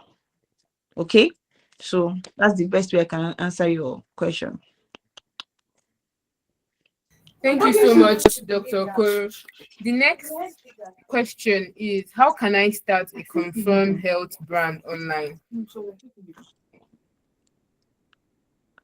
Okay, how you can start is by first starting your I have a social media page, but first of all, decide what you want your brands to be about.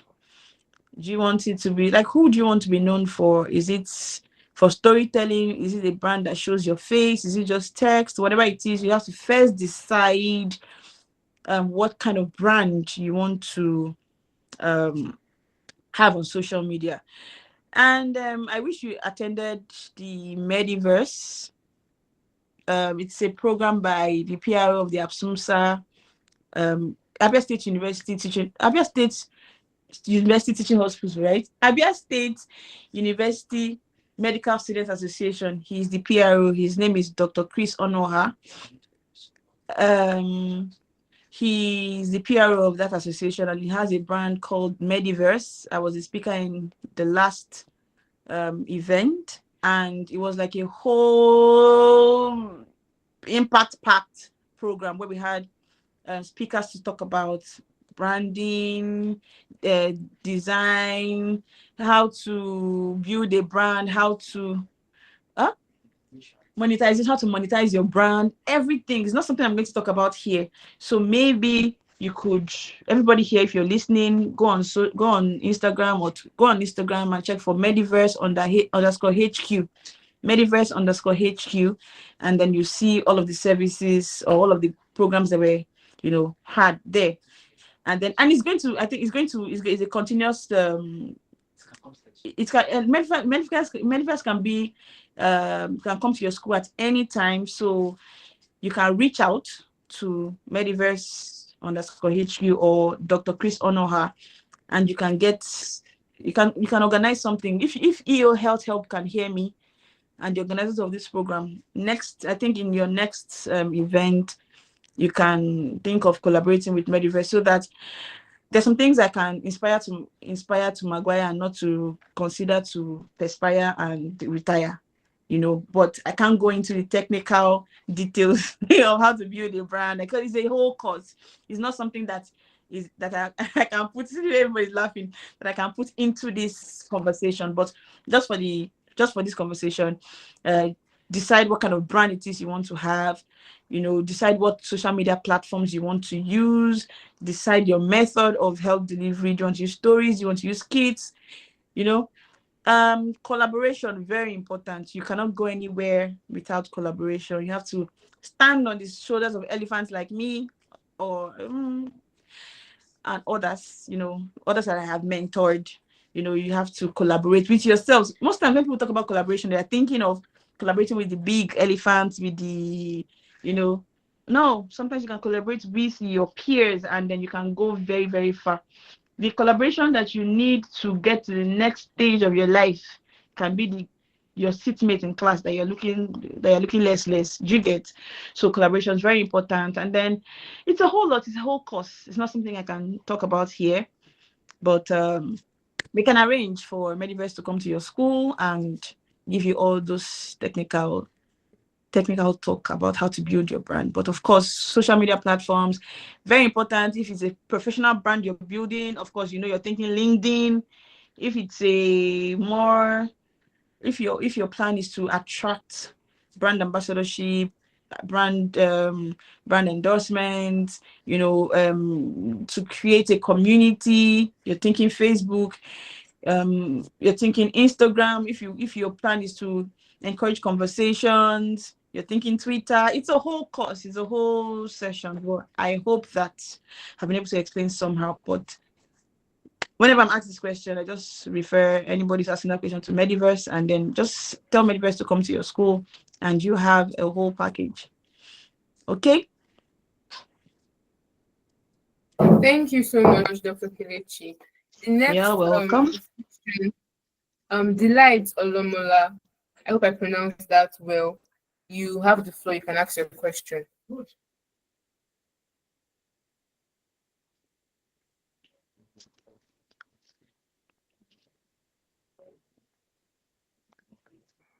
Okay, thank you. Yes. So my question is not really like a question, more like a contribution concerning the whole issue concerning women's pregnancy and all those stuff. I feel like we have in this country, have a very shallow mindset about women, and a lot of people are not well informed about like the aftercare when it comes to pregnancy. Because apart from when a woman just gets pregnant, after pregnancy, they endure things like postpartum depression, and sometimes some of them can even lose their infants unexpectedly. Like I heard of this term, is it SDI or SID, like sudden infant death or something like that, where the infant just dies out of the blue. And I feel like a lot of the sites we tend to ignore things like that. We're not really well informed about things concerning pregnancy and also the process it goes through. And also, a lot of women suffer from body dysmorphia as well. And it doesn't even help that we see things on social media, unrealistic beauty standards that you know make these women feel less of themselves. Despite the fact that they literally just gave birth, just gave life to a human being, carried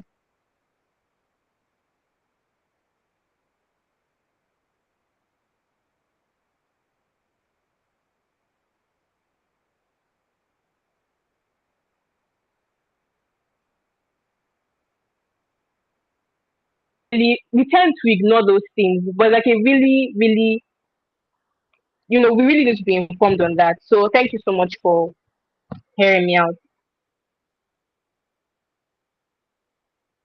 All right, thank you. That's a very good contribution. When you said contribution, I was delighted, like your name, that I thought you wanted to contribute money, but this is actually a better contribution.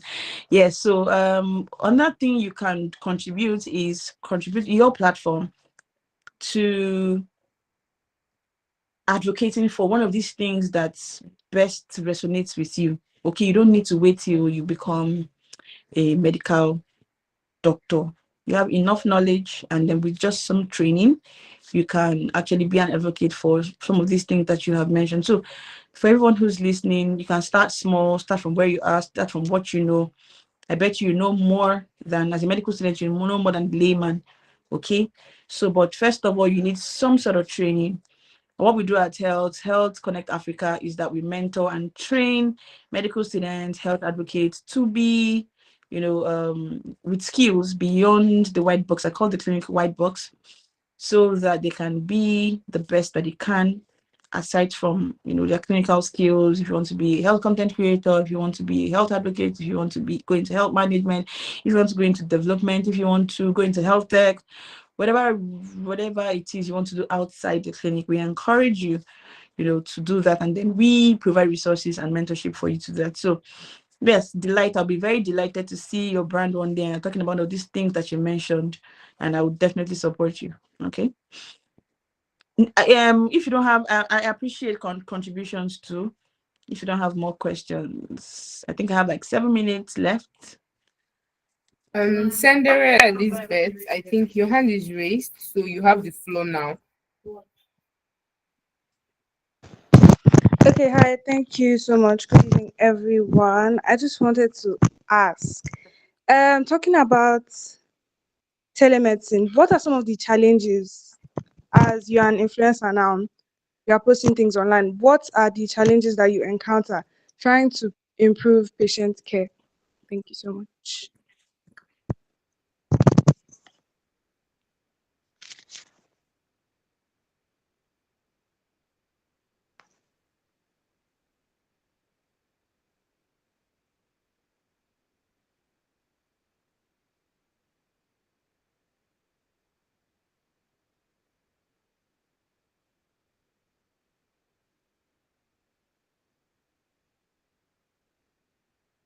Dr. Kelechi, your mic is muted. Sorry.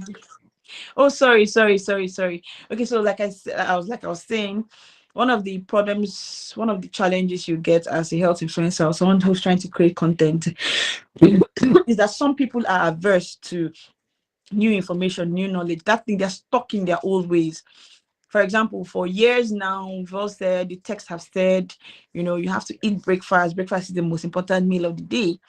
But new texts, new studies, even I have experienced it. I have experimented it. You don't even need breakfast, okay, to function. There's some people, I mean, if you have ulcer, of course, you need something light so that you don't have you don't worsen your ulcer and all of that. But for normal people, you don't breakfast sometimes make you just sluggish. Some people say eat 3 times a day. It's been like that, eat 3 times a day. If I eat 3 times a day now, I would feel sick. Like I literally have to not eat for like 2 days so that I can force my body into autophagy and then just detox just empty my bowel, improve my gut health, because what you eat affects the way your mind thinks. Gut health affects brain health. Those are things that we're not going to be taught in medical school. You're just going to come out of medical school doing practice, new researches. You're going to learn all of that. So when you come and say those things, even your own colleagues would say, what is this one saying? So those are one of the challenges you get. Then another challenge is people sexualizing you, especially as a female. I'm talking about sexual. In fact,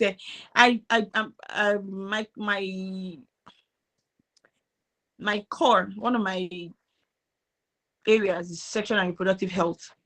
Then, because I'm talking about sexual and reproductive health, it doesn't mean I like sex and I'm selling sex. I'm available for sex. I am just a teacher. It doesn't mean I do those. It is just sexual and reproductive. I'm just a teacher. But the kind of DMs I get, they're like, oh, the way you talk about sex is like you like sex, and they're offering sex, and I'm like, okay, so sexualizing content creators, depending on what they talk about, is also a problem.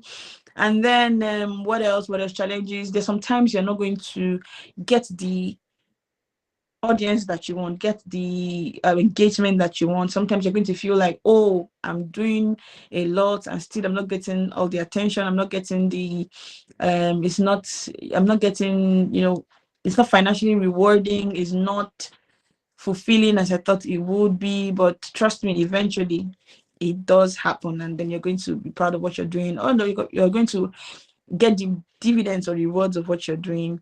Other challenges are like I said earlier, professionals, your fellow professionals putting you down because they feel like you're just in fact, you're just a social media doctor. The truth is, they're different. When people tell me I no longer practice, I still have my private patients and all of that, but you can never make me feel bad about what I do because I know the importance of the work that I do. I dare say it is more important than the work you're doing, or it is making the work that you do easier, more effective. Because if we put more effort in preventive care, curative care becomes more effective, right? It's in Nigeria where everybody thinks that to be a doctor is to wear word coats and be in the clinic. No, that's clinical medicine. There's health media, there's health education, there's public health, there's health management, there's health tech, there's health data, there's health research, there's health admin, there's health policy, and we need more doctors, more medics in these positions, because what is happening is that there are so many non-medics in these positions and they do not exactly fit into these positions, because as a medic you're more in tune with the profession, you're more in tune with the problems that need to be solved, you're more in tune, and then you're able to prefer better solutions, better interventions if you wear those caps. For example, the reason why we do not have a lot of health bills being passed in the assembly, or we do not have enough funding in healthcare, is because we do not have a lot of doctors or health professionals at the tables where decisions are made. So not everybody is going to be in the clinic. We need more doctors in politics. We need more doctors in policy making. So whatever path you choose to take, don't ever make anybody feel like, oh, because you're not in the hospital, or because you're not a clinician, or because you're not a consultant in any specialty, then you're a less of a doctor. No, I'm a consultant in health advocacy, promotions, and communications. Consult finally, right? So if you're a consultant if you're a cardiothoracic consultant, if you're a consultant in neurosurgery, I'm a consultant in the things that I do, right? So yeah, I think I'm able to answer the question as much as I can.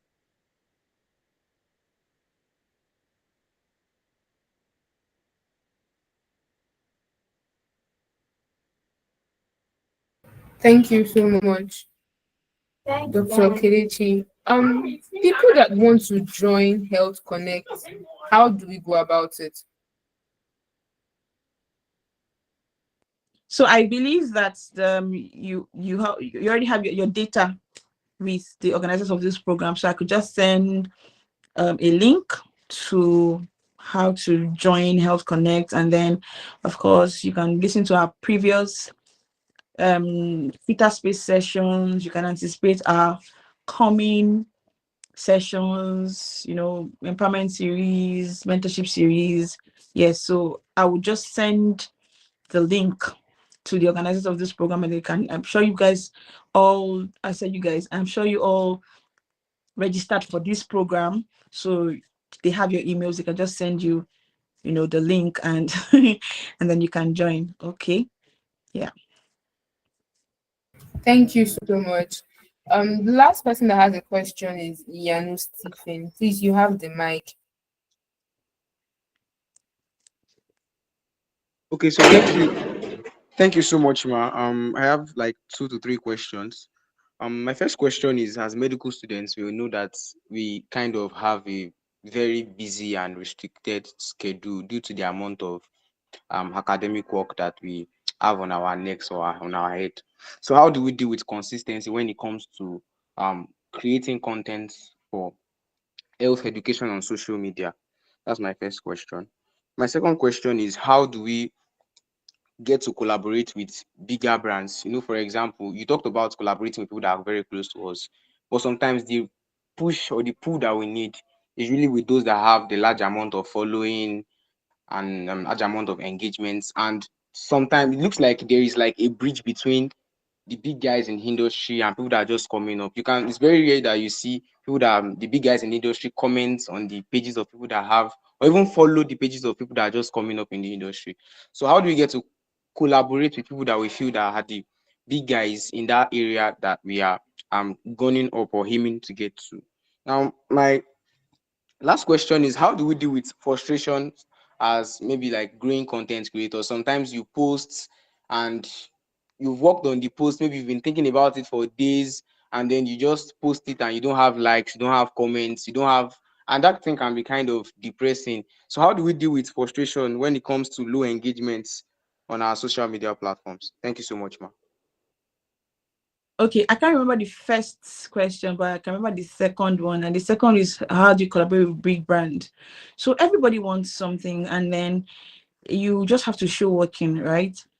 You're not going to have like 2 followers or 3 followers, and then I come to your page and you don't have anything that I want, or I don't see you trying to do something tangible with your brand. Okay, so you have to show working. Like, you have to, no matter how many you have now, whatever work you're doing, do it properly, show up every day, be consistent, post your content, post, I mean, just when I come to your page, for example, I'm a very kind person, so I can easily collaborate, but there's some other people who will not touch, they will not even touch you if you don't have at least 100,000 followers or 200,000 followers. They will only touch you if you have grown your page to an extent. So you cannot be deficient in the number of following, and then be deficient in quality of your work. Okay, so if someone doesn't collaborate with you, if someone doesn't collaborate with you because you don't have enough followers, then they'll be able to collaborate with you because you have substance. So you have to win somewhere. Okay, and then you have to bring value. See, before you get value, you have to provide value. Sometimes a lot of young people they want to run faster than their shadow. They want to move so fast. They don't want to serve. Okay, there's a place for service and volunteering in growing. I have served, I am still serving, I would never stop serving, because there are places I want to be that I will still have to serve. No matter how big I think I am, I'll still have to serve at some point, in some capacity, at some stages, to get to the next stage. So as young people, you have to serve, you have to volunteer, okay, to grow. Okay, because that's one of the ways you can actually catch the attention of some of these big people you want to collaborate with. So you must be willing to give. You have nothing that I want, so what can you give me? Okay, if I can see some value, if I can see what you can give me, and then I would collaborate happily. That's how everybody wants something. Okay, so you have to have some value. So focus on building value. Leave clout for now. Leave followers, all those things. See, one day like this, you can be posting, and just one day, one content that you do not even plan will just get you viral. Like I said earlier, okay, now people you're trending, and then people come back to your page, and there's nothing to make them stay. So irrespective of how it's going, how many followers you're getting, just keep posting, just keep showing up until the day that you see you see results. You can't stop. And nobody can tell when it's going to happen. Okay, so just keep at it. Like I said earlier, collaboration is very, very, very, very important. All right, it's very important. Collaborate with the existing brands like Mediverse, and then you leverage on their own platform. They leverage on the platform of other giants that they are riding on. I mean, collaboration is everything. Okay, there's some medical students who already have huge following. Collaborate with them. Don't work in silos. Medics are used to working in silos. They want to be the first to do something. They want to be that I did it alone. So if I don't get any award, just do what you have to do. Collaborate, and then just show that you're valuable, and then people will take a chance on you. Okay, people will take a chance on you. You just have to show up until the day someone takes a chance on you. What's the first? Okay, how do you deal with the frustration? Is by knowing that there are times when you're going to get frustrated, and just be ready for it. When you fight and run, you live to fight another day, If today ends, you try again tomorrow. Just keep moving. Even I still have those moments of frustration where Instagram is shadow banning you. All of a sudden, your content is being shadow banned. People are not seeing your content. It happens to everybody. So you just have to find a way to keep evolving, keep trying different things that will get you there. But don't have a plan. Don't be saying, don't say, okay, by so day, so week, so month. No, you don't even know when it's going to happen. So just know that you're going to get frustrated. Frustration is sure, right? Just hope for the best, expect the worst. That way, you're just prepared for the days that are not good. Okay, you understand? So, I mean, just knowing that these are the things that can happen will just help you to keep pushing until you get there.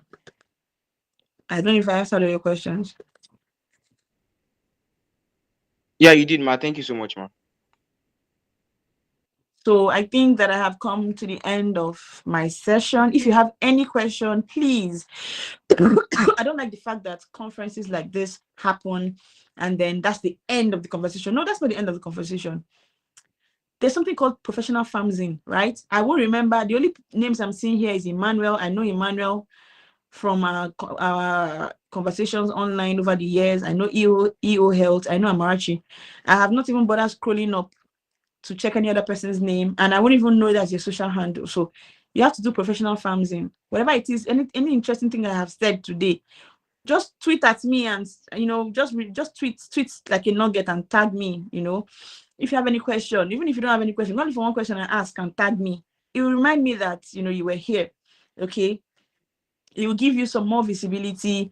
Don't just let it end here. Even with the organizers, I'm saying this directly to the organizers. This shouldn't end here. It's a very good initiative. Twitter Spaces Twitter Spaces, Twitter trivias, recap of these sessions, my session, other speakers. Keep the conversation going. Not every time church or church inside webinar. After the webinar, what next? Okay, we want to see people recap what they have learned. We want to see people seeking resources, seeking collaboration, seeking mentorship to effect the things that they've heard today. Not just come here and listen to talk. No, let the conversation keep going. Hashtag, Twitter, just let the conversations keep going for the conveners. For the conveners, get nuggets from the speakers until your next conference. Just keep rolling out the content, keep rolling out, the responses from the creating content from the responses from the speakers, from the participants. Just keep the conversation going, and then I wish all of you good luck. See ya some other time. See you at the top. Okay. Thank you so much, Dr. Kelechi Okoro. Honestly, I love listening to you talk. The first time I think I heard you talk was at the Mark NiMSA-EOhealth Week 2024, and since then I have been enraptured.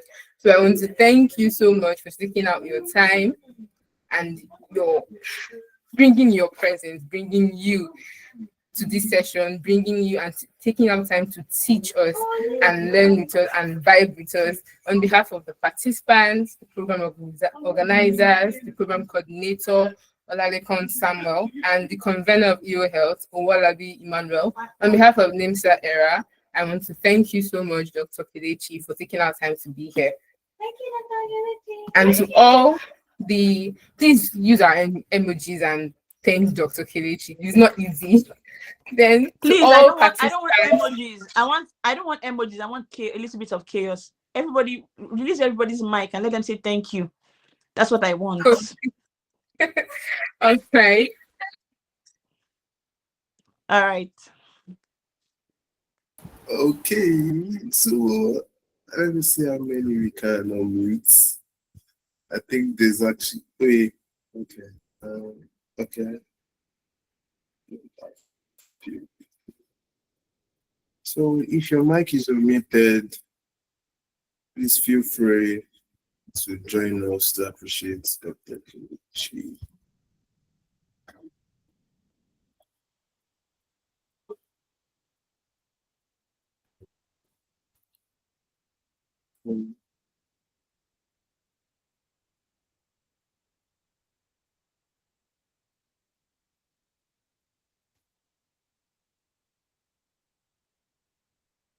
Okay, so are you guys ready? Unmute your mic and speak.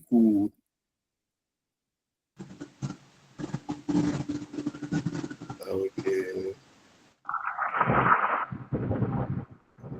Thank you, Dr. Kelechi.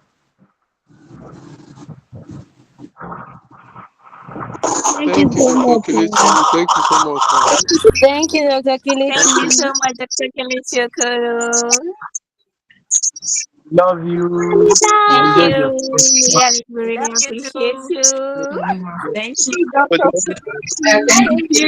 I love you, Dad. All right, Thank you you. guys. Thank you Thank so you so much. much, Dr. Really enjoyed the section. Thanks so much, man.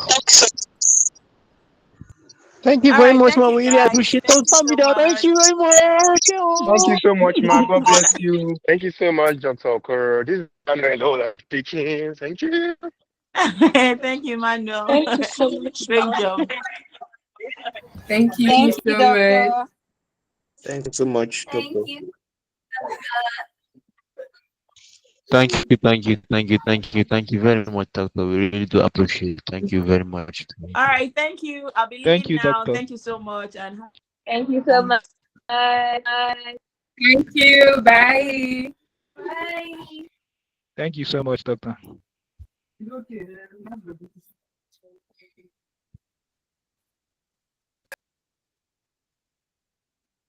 Hello, thank you so much, doctor. Okay, I'm actually over to thank you. Thank you so much. Thank you so much, Dr. Kelechi. Yes, thank you all. So we have come to the end of this week's session. I hope you all had a wonderful time. I hope you all learned so much, and I hope you had a lot of things to take away from this session. I want to remind us that next session is next week, same time next week, and the link will be sent to us via email. I want to thank every single person that has stayed to this point of this meeting. Thank you so much for staying here. Thank you for being with us. You can all leave the call. Thank you.